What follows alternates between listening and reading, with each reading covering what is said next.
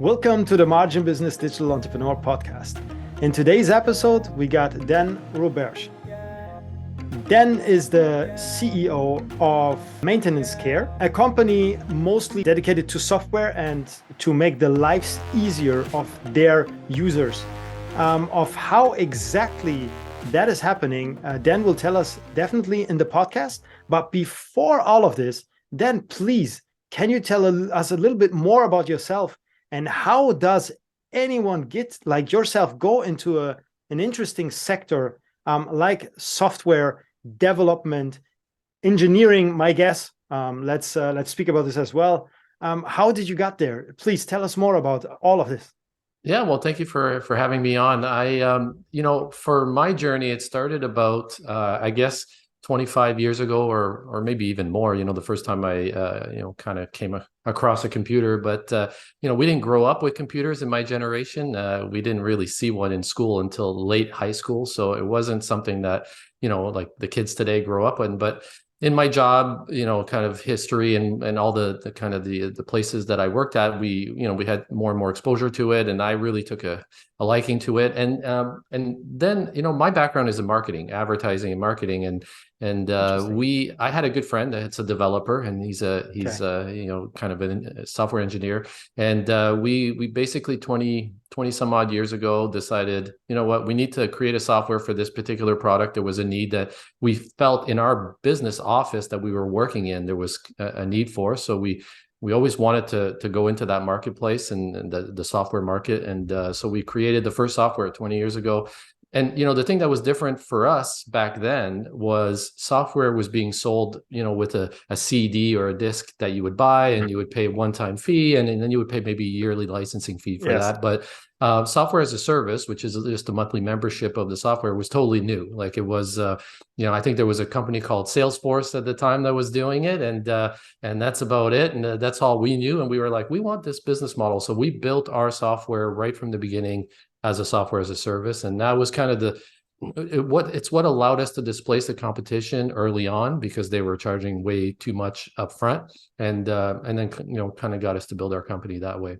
So wow, yeah. That's such a great story, because when you speak about selling the disc with the services and everything, it brings memories, the old CD-ROM, that you can get for the service. I mean, it was a lot easier back then. My guess is because there was a lot less competition, but as well, the code on the disk maybe was very big, and you needed to keep them into limits. I'm not sure about that, but this is my guess, because when I think back, there was only a certain amount of space what you had on there. If not, you cannot run around with 3 disks. I mean, I think some software companies did it actually, but it's definitely something very interesting. And then to see the development. Can I ask, what was the first software actually? Yeah, so I mean, it's funny you say that about this. I remember we used to have to install like 6 disks if we want. Adobe, I think they had like 6 disks Adobe had you had to put in. Yeah. But I mean, our first software was Gnxcor. That's what we built. Was so we we built that. It wasn't called that at the time. It was called something else, called My Super, because we were going to focus more on the condo market and superintendents and things like that. And so but the concept around the software was just, you see a problem in the building, you want to communicate it to the maintenance person. How do you do that through our tool? That was kind of the beginning of it. And it was totally different. And it's true what you said, like the competition, it was kind of easy up front for us to displace the competition, because they were installing CDs and it was expensive. But if you remember, there was a whole bunch of other challenges with that market, which was things like you needed an IT team to manage the software, to back up the software. Every time we talked to somebody be saying to us, oh, we just lost all our data, they can't recover it, and we have to go to another software. No, that was always playing into our advantage, because we back up for them and so on. So that was all the challenges they had, and why it was easier for us to displace them. Yeah. Oh, this I guess this was definitely something. So you had everything backed up actually. So this was your as well, is part of your software actually. So you had the backup on servers, or back then, how did you store the data? Because it's as well It's a security matter. Obviously, you had to have something secure in your building, which most probably was very big or not that big at this time, but grew with time. Yeah, if you think about it, like the Amazon of the worlds weren't around, the AWS, which is where most people host like cloud services now. And so we had to find a provider that had kind of the structure that we wanted with multiple servers and be able to back up. And obviously we didn't have a lot of money because we didn't go out and get funding. So it wasn't like we could buy like 20 servers and just be safe. So there were times where we went down, and we learned from those moments where we were down for sometimes, it happened for 12 hours we were down, and we, all day are working at restoring the service. And it wasn't our fault. It was the provider who, one of them, they actually unplugged the server, and that's how come we were down. That's how kind of basic things were back then. And so, we learned from it, buying multiple servers, backing up from different sites, like even going off site to another site. I think that was a challenge for sure, because we were so early in the concept that the infrastructure wasn't there to support us yet. And so that was a challenge for sure. But we offered those services to our customers, the backup, there was the advantage of too, like if you imagine when they were upgrading, let's say back then to Windows 98, Windows NT, they were upgrading operating systems. If they had purchased the software, that upgrade maybe didn't work, with their current software. So they had to pay for another software to upgrade, the original purchase that they had done for their whatever software they had purchased. So with ours, you would always be up to date. Even if you increase your operating system to a new one, our software would adapt to it because it was fully browser based. So that was another advantage for them. Okay. I'm actually laughing because it's I remember the Windows the noise when Windows was, when they had some error message or something like that. Yes. This was pretty funny. The bling, and this was this now. And then you have the whole windows opening up to the end. It's just that this was just came in my mind, So yes, yeah, yes. I mean, it's really amazing of the development of everything and how long a software is in the making. Because what we have nowadays is that entrepreneurs coming and saying, okay, let's build a software. We have like a team, and we want to do it, and let's do it, and I can give an example as well. A friend of mine, he did the same, and 3 years later the team is bigger and they're still working on the software. It's not an easy ride, maybe we were lucky that we already working with it. Obviously it got some bugs, and that's why we cannot commercialize it, but the team is working with it, and we are good to go. But what I want to say is that anybody who wants to build a software, the idea is good, but as you take an example on Dan, because Dan, it took him 25 years to take the software where it is today. And this is, this is development, which and nobody can do like in 1 or 2 years, because this is it's a big thing. Because when we hear nowadays software is like, oh, look, now we have services. Services is getting annoying because customers are annoying. Let's sell software, What they're going to do is they want to sell software, but at the end, you're going to spend thousands of dollars to develop, and you are not there. So what do you think? How can you maybe give a shortcut for anyone who's listening when they're working on a software? Maybe nowadays they have templates. You have templates, for example, which you can put already in, and you don't only have to put the developer who gets in the back end, connects an API somewhere where you need to be connected to. Or what do you think? What is your special hack on that? How young entrepreneurs can get their software a little bit faster than 25 years? Well, yes, hopefully now everything's gotten better. It doesn't take that long. But, I think the first decision that an entrepreneur should make is whether or not they want to do this on their own, or whether they can go out and get funding. I think that, we chose the route of, and still choose the route of, just being on our own. And we're able to become profitable with our own development, our own time, from real earnings that we made from the software. And that's not true for everybody. Sometimes people want to make a different decision and say, I want to go get funding, get a lot of employees to build a product, and then go out to market after that. But then you lose a little bit of control, and you have to be aware of what you lose and what you gain. So that's a first decision I think anybody should make before you even start. Maybe you'll do that a bit later. Maybe you'll do that at the beginning. if you're lucky enough to have that good idea that somebody wants to invest in. But the other part is minimum viable product. I mean, everybody talks about this. So instead of going out and trying to design your product to be everything, start with something unique and small and really make that good. You're not going to grow super fast because of it, because you've got all these bells and whistles, and there's going to be a lot of customers. They're going to ask for more, and you're going to have to work with them to say, this is not there yet. But at the very least, you're going to have something to go to market. If you do want to go get investors, they're going to see that as, okay, this is actually a product that we could build on, and there's already revenue, and there's already a proof of concept in this. So I think that no matter what route you go, try to build something that's unique, small, and very pinpointed, and go with just that. There's other things you can do, like, for example, even things like Salesforce. I've mentioned Salesforce. Salesforce has a tool where you can build your own software within Salesforce. Like, they're basically a development tool within itself. So if you're raw coding, because you have that resource, or that you're able to do that, that's great. But what if you can't? So there's other tools out there like a Salesforce where you're using their platform to build a software. And that could be a route also that you can take if you don't have the resources for full stack developers and things like that. Okay, there came something in my mind as well. I agree with that as well. It's a very good tip. The Bubble.io is as well. Just check it out.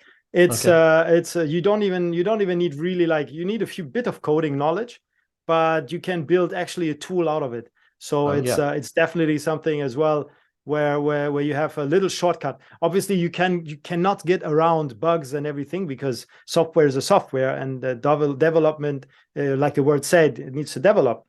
But it's definitely helps.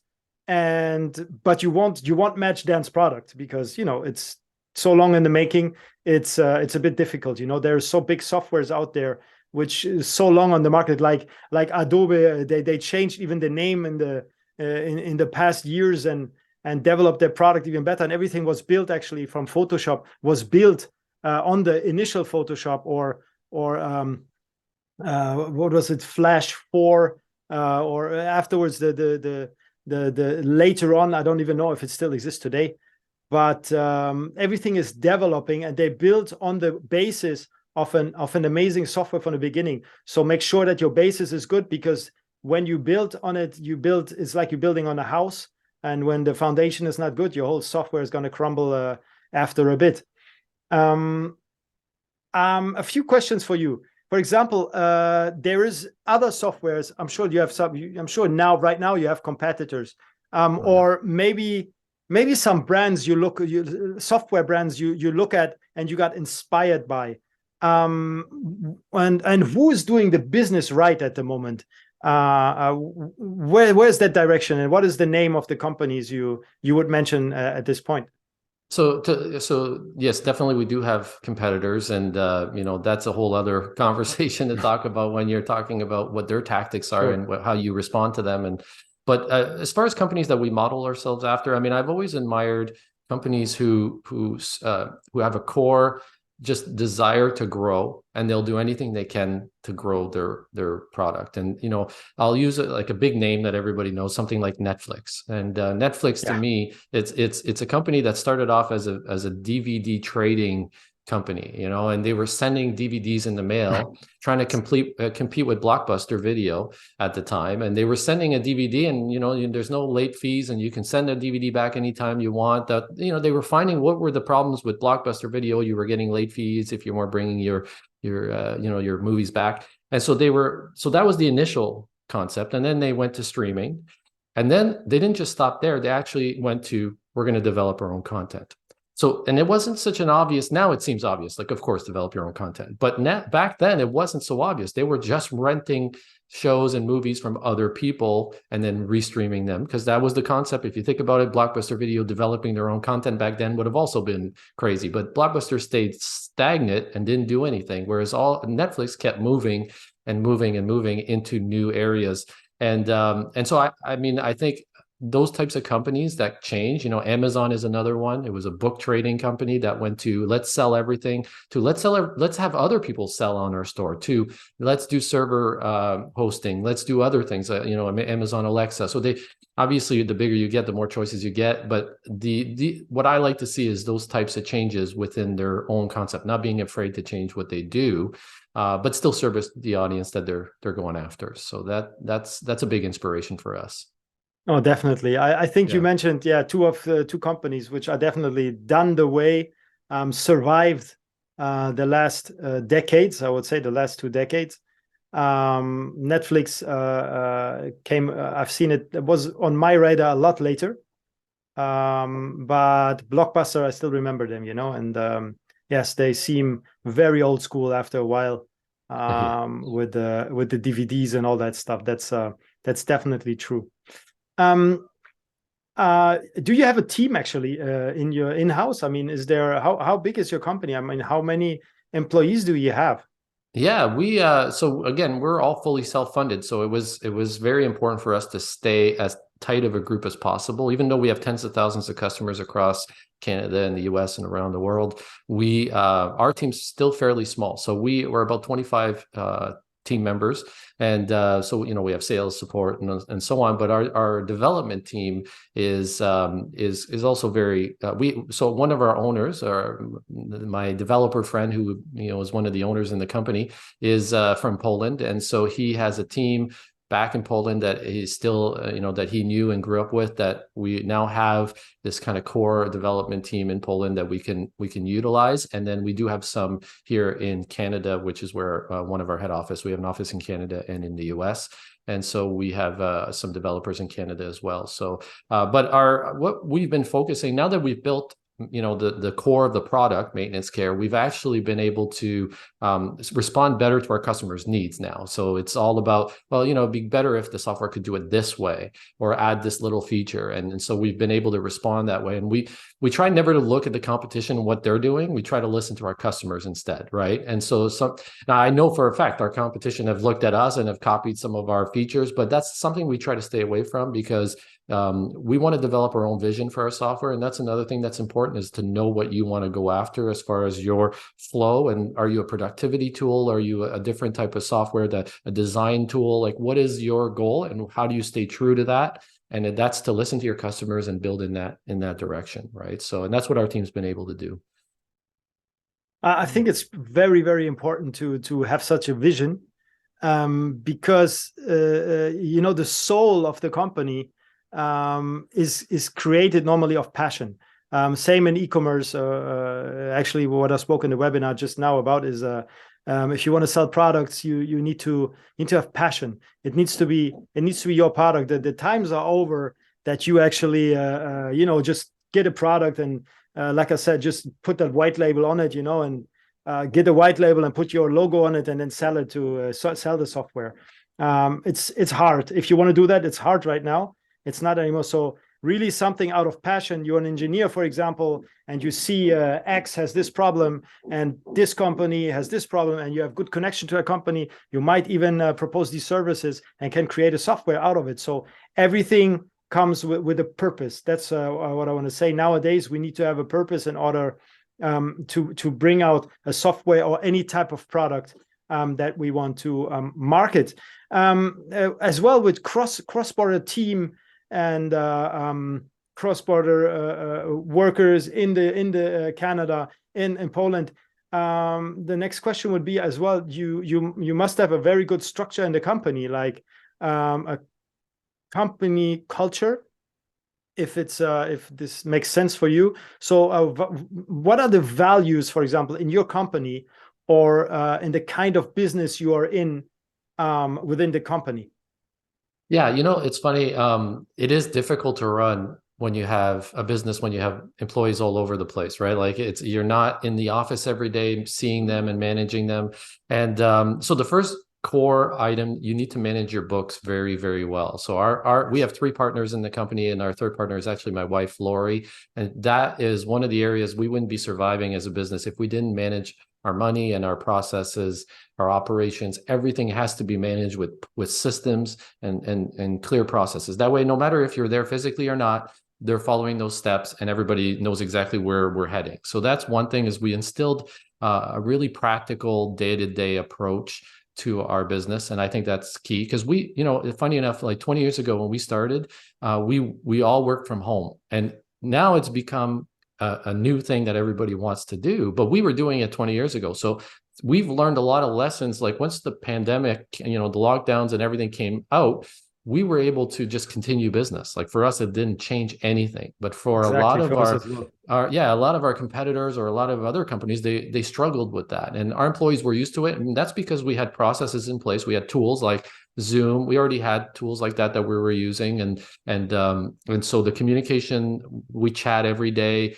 We do video calls every day. So we have a good culture where the team participates in everything, but it all starts with really sound processes that everybody agrees this is what we need to do so that we all can communicate well. And I think that's part of business. That's part of growing a business, is not just having these ideas and just going out and creating something that you think is awesome. You also have to take a step back and either have a person on your team, like we were lucky enough to do, or you to have that skill for yourself to be very methodical about processes.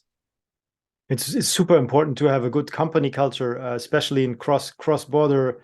When you're in cross-border environment with employees which are a bit everywhere, I'm asking you because we have the same. Actually, we have employees all over the world, especially mostly in Europe, but still we are a remote business. So for us, it's as well super important to have these processes in place, to talk with the team. Because without the team we're nothing. So we need to make sure that everyone is happy and everything is running very smoothly, especially in our type of digital business, because everything is very fast lived. You press a button, something else goes off. It's it's another world than brick and mortar. And you need to have measurable goals too. That's the other thing, because it's good for the employee and like your team, because they know they're being successful, and also it's good for the owners of the business, because you understand that you're progressing. If you don't have measurable goals, then that's where you might think, what have they been doing for the last couple of weeks? I don't even know, and because you have no goals. And so those measurable goals for each person is actually mutually beneficial for everybody in the company. So definitely, I agree with that. Concerning your products that your company is selling, or the software that you're selling, can you give me a few points on how can you make your customers' life easier? Absolutely. So we do facility management software. So our product Gnxcor manages any building should have this software or software like it, which they also call it a CMMS, computerized maintenance management system. And so we manage the day-to-day of the maintenance team, and that encompasses everything for everybody in the building, really, because if there's a light bulb out somewhere, our software will help communicate that the light bulb is out. The person who notices it can submit a work order to the maintenance team. There's preventative maintenance, so all the things that help the building stay kind of active, depending on the type of building it is. Our system will remind the maintenance team when they're supposed to do filter changes and oil changes, whatever it is that they need to do. And then also manage the equipment cost, life expectancy of all the assets in the building, right? So you want to make sure that they last as long as possible. They don't break down when you need them. And when you do replace them, you have a plan for it, and you can, save money by getting quotes and just having time to replace it. So our biggest ROI for our software is that we do three major ones that we always talk about. The first one being productivity improvements. So you're gonna do things faster and more efficiently. You're not gonna wait around for things, because you're gonna be able to pre-plan things. So that productivity improvement is huge. Second one would be liability. So the ability to reduce the risk of injuries and slip and falls and things like that, and that concept. And then the third is just purely on asset management and the ability to make your equipment last longer. Your actual dollar value for operating the facility is going to be a lot less. So those are three return on investments dedicated to our type of software. And that's what we focus on as our goal. And that's why we think we're successful, because we don't just, there's buttons for this and buttons for that, but the core is to make you successful in those three areas, right? So. Okay. So is it does it need to be only in Canada, or can it be like cross-border to the US or anywhere you want? Anywhere. It's a web-based tool, so you use it with a browser, any browser that you want. We also have an app for obviously for Apple and Android phones and tablets. But you just log in from anywhere, and you can use it for any type of building. We have hospitals and long-term care homes and schools and manufacturing and golf courses and hotels and resorts and airports, whatever, you name it, we have that type of building. And they all find the same use out of it, because a building is a building, and an HVAC system is an HVAC system, and people are people too. So they behave the same way typically in a building. So that's what we've been able to bring. And we also have a free version, and it's just a single user free version, which is another really interesting, the freemium aspect of things for entrepreneurs is a good concept if you want to explore it. There's a lot of ways you can gain new business from giving some part of your software for free. And we do that. We have a single user, very limited features, but you can use it and get an introduction to the software, but it's free forever. It's not just a trial. You can use it as long as you want and try it. And so that's been interesting, because we have, tens of thousands of customers that use that as a free version too. Then you can market to them to try to upgrade once they see the value in the software, right? That's really great. I think it's a very good niche, which I've actually never heard of, and I think it's something very useful. Where can anybody get in contact with you? I mean, where's the best to get in touch with you, on LinkedIn or via email, or directly over through the website, if he has questions or anything?